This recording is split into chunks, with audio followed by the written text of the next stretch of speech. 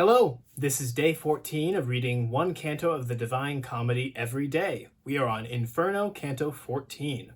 As always, I'll read through the Longfellow translation before doing some quick analysis. Because the charity of my native place constrained me, gathered I the scattered leaves, and gave them back to him who now was hoarse. Then came we to the confine, where disparted the second round is from the third, and where a horrible form of justice is beheld. Clearly, to manifest these novel things, I say that we arrived upon a plain, which from its bed rejecteth every plant. The dolorous forest is a garland to it all round about, as the sad moat to that. There, close upon the edge, we stayed our feet. The soil was of an arid and thick sand, not of another fashion made than that which by the feet of Cato once was pressed. Vengeance of God, oh, how much oughtest thou by each one to be dreaded, who doth read that which was manifest unto mine eyes. Of naked souls beheld I many herds, who all were weeping very miserably, and over them seemed set a law diverse. Supine upon the ground some folk were lying, and some were sitting all drawn up together, and others went about continually. Those who were going round were far the more, and those who were less who lay down to their torment, but had their tongues more loosed to lamentation. O'er all the sand waste, with a gradual fall, were raining down dilated flakes of fire, as of the snow on Alp without a wind. As Alexander, in those torrid parts of India, beheld upon his host flames fall unbroken till they reached the ground. Whence he provided with his phalanxes to trample down the soil, because the vapor better extinguished was, while it was single. Thus was descending the eternal heat, whereby the sand was set on fire, like tinder beneath the steel, for doubling of the dole. Without repose forever was the dance of miserable hands, now there, now here, shaking away from off them the fresh gleeds. Master, began I, thou who overcomest all things except the demons dire that issued against us at the entrance of the gate, who is that mighty one, who seems to heed not the fire, and lieth lowering and disdainful, so that the rain seems not to ripen him? And he himself, who had become aware that I was questioning my guide about him, cried, Such as I was living, am I dead. If Jove should weary out his smith, from whom he seized in anger the sharp thunderbolt, wherewith upon the last day I was smitten, and if he wearied out by turns the others in Mongibello at the swarthy forge, vociferating, Help, good Vulcan, help! Even as he did there at the fight of Phlegra, and shot his bolts at me with all his might, he would not have thereby a joyous vengeance. Then did my leader speak with such great force that I had never heard him speak so loud. O Capaneus, in that is not extinguished thine arrogance, thou punished art the more. Not any torment, saving thine own rage, would be unto thy fury pain complete. Then he turned round to me with better lip, saying, One of the 7 kings was he, who Thebes besieged, and held, and seems to hold God in disdain, and little seems to prize him. But, as I said to him, his own despites are for his breast the fittest ornaments. Now follow me, and mind thou do not place as yet thy feet upon the burning sand, but always keep them close unto the wood. Speaking no word, we came to where there gushes forth from the wood a little rivulet, whose redness makes my hair still stand on end. As from the bullock-came springs the brooklet, the sinful women later share among them, so downward through the sand it went its way. The bottom of it and both sloping banks were made of stone, and the margins at the side, whence I perceived that there the passage was. In all the rest which I have shown to thee since we have entered in within the gate, whose threshold unto no one is denied, nothing has been discovered by thine eyes so notable as is the present river, which all the little flames above it quenches. These words were of my leader, whence I prayed him that he would give me largesse of the food, for which he had given me largesse of desire.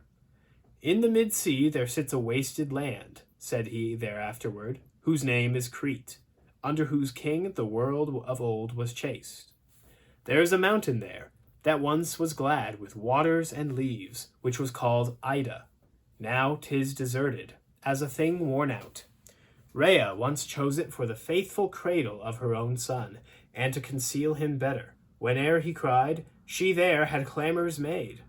A grand old man stands in the mount, erect, and holds his shoulders turned towards Damietta, and looks at Rome as if it were his mirror. His head is fashioned of refined gold, and of pure silver are the arms and breast. Then he is brass as far down as the fork. From that point downward all is chosen iron, save that the right foot is of kiln-baked clay, and more he stands on that than on the other.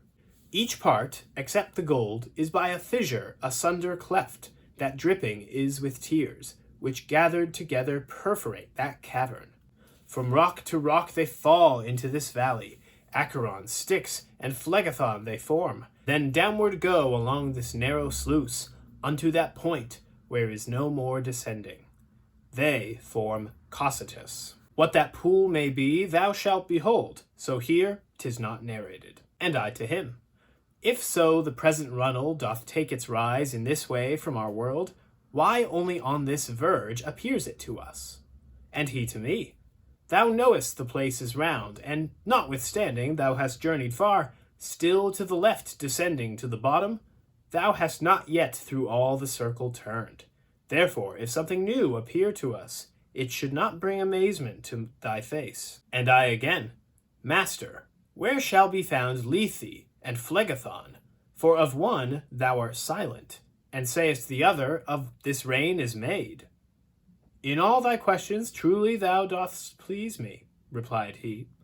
But the boiling of the red water might well solve one of them thou makest. Thou shalt see Lethe, but outside this moat, there where the souls repair to lave themselves, when sin repented of has been removed. Then said he, it is time now to abandon the wood. Take heed that thou come after me. Away the margins make that are not burning, and over them all vapors are extinguished. Dante and Virgil make it to the edge of the wood of suicides and find a burning desert full of hot sand with 3 different kinds of sinners all gathered in. These include blasphemers, sodomites, and usurers. If you remember the explanation from Musa about why usury was considered a sin, it makes this particular grouping of sinners make a little bit more sense. Virgil had reminded Dante that God creates nature, and then nature is used by man to create art, industry, production. And thus, in a way, he says, human art is the grandson of God. It's kind of a sub-creation, a way in which man takes part in the creation of the world once removed. And so here you have 3 different kinds of sinners. The blasphemers who go against God, the sodomites who will go against nature, and then the usurers who go against, the grandson of God, human art and industry, through usury. Musa also suggests that the desert that they are in suggests the sterility of all of their sins, the uselessness of it, the fact that it bears no fruit or perhaps prevents fruit. As Dante and Virgil walk along the outside of the burning sand, they see Capaneus, who was struck dead while blaspheming Zeus, is the one who's given as the representative of all of these sinners, especially the blasphemers. Then as Dante and Virgil travel around the edge of the burning sand, Virgil offers to speak to Dante about the 3rd river of hell, the Phlegethon. Dante asks him to go right ahead, and Virgil then gives a very intricate kind of symbolic story that explains not only the origin of the Phlegethon, but the other 2 rivers in hell too, the Styx and the Acheron, and how they all join together at the bottom of hell, which we have yet to see. What he says is that on the Isle of Crete, in Mount Ida being the mountain where Zeus, baby Zeus, was hidden from his father, Kronos, there is a great statue of an old man, and from his head to his toes, he's made of different materials as he goes down. If you know your Bible, you know that this is an image sort of from the book of Daniel. In the book of Daniel, it was part of a vision, it was part of a dream that Daniel was interpreting, and each different material represented a nation or a kingdom that would come and go in the centuries to come. Mark Musa suggests, though, that For Dante, it probably suggests something other than kingdoms. The gold head, he says, represents the golden age of man. That is, in the Garden of Eden, before there was sin, before there was any evil in the world, and when all people were perfect. Most of the rest of the body, whether it be silver or bronze or iron, descending down the body of this old man, they all mean the slow decay of human civilization, of greatness in man. Ending with, perhaps, the clay foot, the one made of terracotta, which is the church, which Dante portrays as weakened due to its interest in temporal struggles and worldly matters at his time. I think Musa probably is correct about the significance of the different materials and how they just suggest man's declining state over time, because Virgil says that fissures, cracks, come in each of these layers of metal and stone and whatever else. And from that pours tears. Not water, he says, tears. And that these form the rivers of hell itself. Meaning the brokenness in man and in nature that is caused by sin is a direct cause of the creation of hell. That doesn't take away from what was said on the gates of hell, that God in himself was the one who created it. In fact, it adds to it. It gives us why. Dante also asks about the river Lethe, another river out of Greek mythology, and Virgil tells him he's not going to see that one in hell, but rather much, much later. That it's for those only who have repented of their sins completely. We'll see it ourselves towards the end of Purgatorio. Much closer to us, though, is the bottom of hell, which is called Cocytus, which is a great lake made up of those three rivers, the Styx, the Acron, and the Phlegethon, all pouring together. This old man of Crete is really a very intricate symbol, the more you think about it. Again, the tears resulting from fissures, resulting from cracks and damage to the image of what man was supposed to be. That's what creates these rivers that go down into hell and join together at the very bottom, where, maybe you've guessed it, the devil is. It's a brilliant symbol, and it pulls together both, as Mark Musa suggests, Ovid's Metamorphoses, as well as Scripture, the book of Daniel. Once again showing Dante's mastery, both of Christian sources as well as classical ones, and his artistry in bringing them both together in a way that harmonizes them to enhance the meanings of both. That's it for today, though. I'll see you tomorrow.